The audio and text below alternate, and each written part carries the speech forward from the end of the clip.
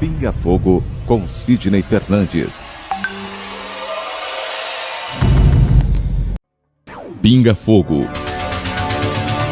com Richard Simonetti. Richard, a primeira pergunta é a respeito de uma matéria que saiu na revista Veja no dia 21 de 8 de 2013. Eles publicaram uma entrevista com o psicólogo americano Philip Zimbardo. Esse psicólogo, Richard, afirma que as circunstâncias podem fazer aflorar a maldade nos homens. Ele realizou uma experiência na Universidade de Stanford, nos Estados Unidos, com 24 jovens, dividindo-os em grupos que se fingiam ser guardas e outros faziam o papel de presos. Depois de 6 dias, conseguiu comprovar que, diante de circunstâncias favoráveis, pouquíssimos foram capazes de resistir ao mal. Os guardas passaram a submeter os presos a abusos constantes e cada vez mais cruéis, enquanto estes, os presos, afundavam na submissão e na depressão. Pergunta, Richard: as circunstâncias realmente influem em nosso comportamento? Qual a sua opinião como espírita a respeito desse assunto? O que funciona muito em relação a esses problemas é a questão da ideologia. Nós observamos, por exemplo, na Alemanha, de Adolf Hitler, as atrocidades que foram cometidas por oficiais alemães que matavam indiscriminadamente judeus, né? Havia lá um empenho no sentido de se matar a maior quantidade possível de judeus. Então, centenas de oficiais foram envolvidos nessa ideia. Como nós moramos num planeta de provas e expiações, onde o mal ainda impera no coração humano, nós estamos mais perto da animalidade do que da humanidade, em determinadas circunstâncias, quando nós somos envolvidos pelo ambiente e pela ideologia, nós podemos realmente seguir caminhos tortuosos. Nós tivemos o exemplo típico, então, em relação aos alemães.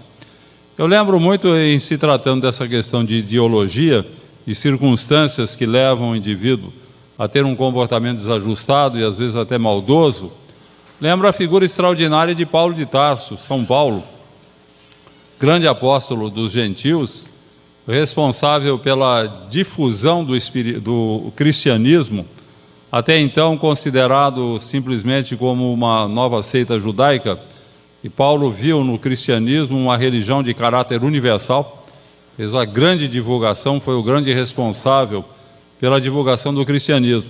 No entanto, em princípio, Paulo, como doutor da lei, envolvido pelo judaísmo, ele via nos cristãos uma ameaça ao judaísmo. Ele passou a perseguir os cristãos. É uma coisa realmente incrível que um espírito do porte de Paulo, que veio com uma grandiosa missão de divulgação dos princípios cristãos, de repente ele próprio combatiu o cristianismo. Então aí entra em jogo essa questão da ideologia, das circunstâncias ambientes. Se o cidadão não tem um conhecimento mais amplo a respeito dessas questões e não tem uma visão mais objetiva das realidades espirituais, ele acaba sendo envolvido pelas circunstâncias ambientes e acaba cometendo uma série de crimes e de coisas erradas, simplesmente não porque ele seja uma pessoa má, mas porque ele foi envolvido. Neste particular, eu diria que Paulo não era um homem mau, mas ele foi envolvido pelo ambiente. Em princípio, ele não conseguiu superar as pressões do judaísmo. Ele acabou se enfronhando daquelas ideias. Aconteceu o mesmo em relação a essa experiência que foi feita pelo psicólogo americano, de dividir a classe numa turma que seriam presos e a outra classe carcereiros. Naturalmente, os que assumiram a função de carcereiros levaram a extremos também o seu trabalho, naturalmente sob inspiração de uma vasta literatura que existe a respeito do assunto, dando sempre a entender que o carcereiro seria sempre um cidadão de maus bofes, né? Disposto sempre a judiar dos prisioneiros, coisa que não é verdade, né? Nós temos muitos carcereiros que são excelentes pessoas, inclusive frequentam aqui o centro, mas na medida em que aqueles estudantes se imbuíram desse aspecto negativo da carceragem, é que começaram a agir dessa forma, né? Infelizmente, isso acontece quando, em determinada atividade, nós nos deixamos envolver por aquilo que se chama de ideologia, tendência do grupo ao qual nós estamos vinculados. Nós temos ainda recentes exemplos na atualidade aqui no Brasil, quando vemos esses grupos que fazem reivindicações, essa movimentação de rua que nós estamos vendo, uma vasta maioria de gente que está realmente lutando, tentando a melhoria das condições de vida no Brasil, fazendo alguma coisa no sentido de que nós possamos ter mais honestidade, maior correção da parte dos governantes, dos deputados, né, da classe política. No entanto, há um grupo aí infiltrado dentre esses elementos que estão fazendo arruaças, né, fazendo baderna, quebrando, roubando. Isso é ideologia, são grupos que querem realmente estabelecer um regime de anarquia e que estão se infiltrando e se aproveitando dessa situação para promover a desordem. Agora a pergunta é se essas pessoas que estão fazendo essa baderna são pessoas do mal. Talvez vários nem sejam do mal, mas envolvidos simplesmente por uma ideologia, por uma orientação equivocada de que se pode estabelecer um regime melhor de vida na Terra partindo para a violência. Violência gera violência, jamais tivemos um regime que atendesse às aspirações do povo com base na violência. A própria Revolução Francesa, que pretendia estabelecer o regime democrático na Terra, mudar uma situação, acabar com o absolutismo monárquico, foi uma tragédia. Quem lê a respeito da Revolução Francesa e vê o que se fez de errado, os crimes que foram cometidos, a miséria que foi submetido o povo, porque se tentou uma nova ordem na base da violência. Violência só gera violência, não traz proveito nenhum para ninguém. Esse mesmo psicólogo também concluiu que há pessoas mais propensas do que outras a praticar o mal, principalmente aquelas que sofreram alguma espécie de violência brutal em sua vida. Mas as pesquisas não forneceram até este momento uma resposta razoável sobre por que alguns conseguem superar o trauma, abandonando a violência, e outros ficam enredados nesse trauma. A doutrina espírita tem uma resposta para isso? Claro, está no processo reencarnatório. Aqueles que passam por traumas, que são até violentados na infância, são judiados, eles não têm necessariamente que assumir o mesmo comportamento, se tornarem psicopatas ou pessoas extremamente deprimidas, porque tudo depende do grau de compreensão, de evolução, de vivência do espírito. Se é um espírito mais equilibrado, que traz do passado já experiências, de uma orientação melhor de vida, experiências melhores, ele consegue superar o trauma de estar tendo uma infância violenta, uma adolescência infeliz. Ele chega na idade adulta em melhores condições. E há espíritos que não conseguem superar o trauma, que acabam tendo depois uma vida adulta muito difícil, muito complicada, não conseguem lidar com aquilo que aconteceu. Isso está relacionado diretamente ao grau de maturidade do espírito. O espírito mais amadurecido, ele enfrenta melhor. Aquilo que lhe acontece na infância, na adolescência, não tem repercussão no comportamento adulto. Ele, como se costuma dizer, tira de letra. Já o espírito que é menos experiente, que tem uma desenvoltura menor em se tratando de lidar com esses problemas, ele é afetado pelo ambiente, sim. Ele vai ter uma vida adulta depois mais complicada, e haverá até aqueles que partam para a violência, né, como tem acontecido. A gente vê que por trás desses criminosos que cometem atrocidades, sempre há uma infância terrível, uma adolescência perturbada, de maus tratos, né? Interessante, isso daí estatisticamente está demonstrado. Da mesma forma que nós podemos também mudar as tendências de alguém que tem tendência para a violência, para a agressividade, através de uma educação adequada.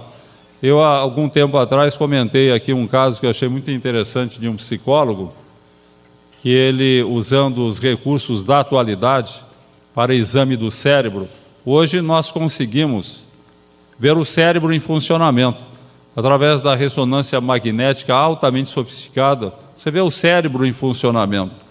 E os pesquisadores fazem um mapeamento hoje do cérebro, conseguem até detectar determinadas doenças que tenderão a surgir ou determinado comportamento que o cidadão poderá assumir a partir de determinados ajustes no seu cérebro ou desajustes. Por exemplo, verifica-se que o alcoólatra ele tem um componente no cérebro que o induz a ser alcoólatra. O viciado, de um modo geral, ele tem determinados componentes cerebrais que o induzem a isso. Então, hoje, desenvolve-se a ideia do paralelismo psicobiofísico, isto é, que o nosso cérebro seria a nossa personalidade, a nossa maneira de ser está tudo no cérebro. No entanto, um estudioso da matéria, um cientista, ele fez uma pesquisa relacionada com o seu cérebro e ele constatou que ele tinha uma forte tendência a ser um psicopata. Isso estaria registrado na sua massa encefálica. A tendência à psicopatia, com forte dose de agressividade. No entanto, ele é um homem calmo, pacato, que não é violento, e sendo entrevistado, o entrevistador lhe perguntou por que ele, tendo nos registros do cérebro a tendência a ser um psicopata, ele não era um psicopata. Daí a resposta dele, eu acho sensacional. Ele fala, foi por causa da minha infância. Eu nasci, cresci, num lar onde recebi muito amor dos meus pais. Eu fui muito bem tratado, com muito carinho, com muita solicitude. E eu acho que é o amor dos meus pais que neutralizou essa tendência que eu trago registrada no meu cérebro. Então, isso para nós espíritas é muito gratificante, uma revelação dessa natureza. Porque o que o Espiritismo nos diz é exatamente isso. O nosso cérebro apenas registra a tendência do espírito quando nós reencarnamos. Que é tudo registrado no cérebro. Então, o cérebro não é ele que gera a nossa personalidade. A nossa personalidade é que faz o nosso cérebro. O cérebro não é o gerente do espírito. O cérebro é o agente. Quando nós encarnamos, nós imprimimos no nosso cérebro as características da nossa personalidade, com os nossos vícios e virtudes, com os nossos defeitos, aquilo que temos de bom e que temos de mal.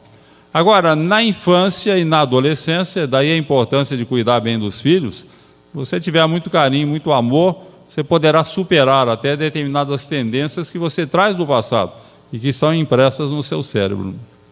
Os depressivos apresentam determinados sintomas.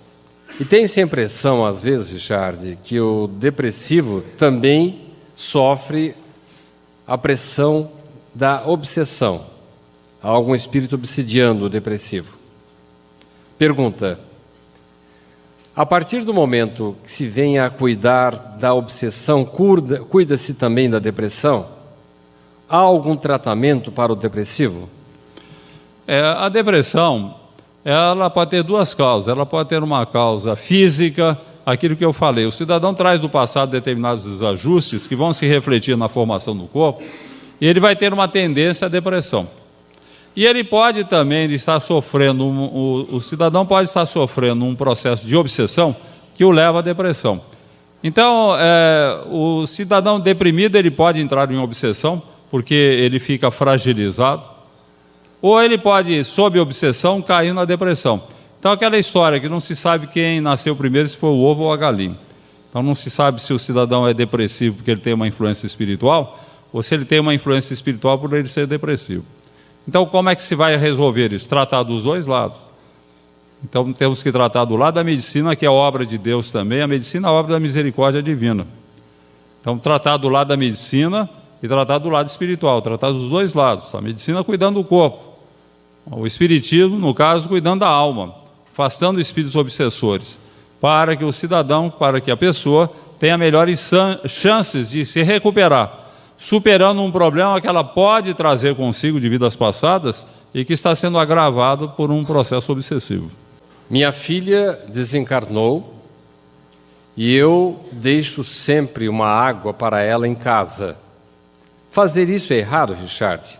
Porque ela passava muita sede em virtude de seus problemas renais. Não tem nada a ver, né? O espírito não vai beber a água.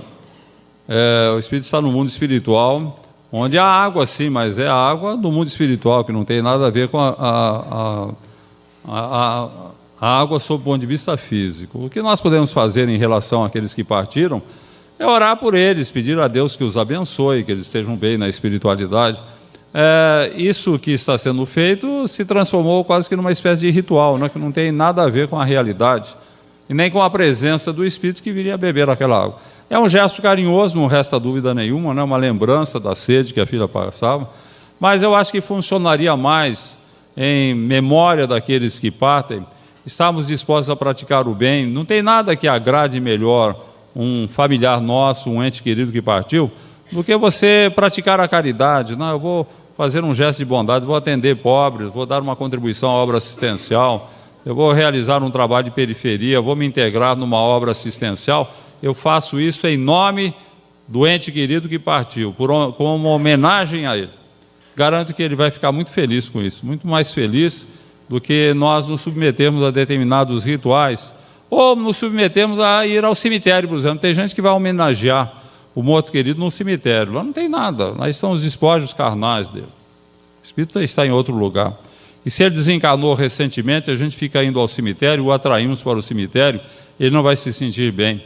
Então a homenagem que nós temos que fazer, levando flores ao cemitério, colocar flores em casa, lembrar da pessoa com muito carinho, né? Praticar todo o bem possível em seu nome. Eu me lembro de uma história envolvendo Chico Xavier, que uma senhora comentou com ele que o filho havia desencarnado e ela levava flores no cemitério todos os dias para o filho. E o Chico recebeu um recado do filho que havia desencarnado.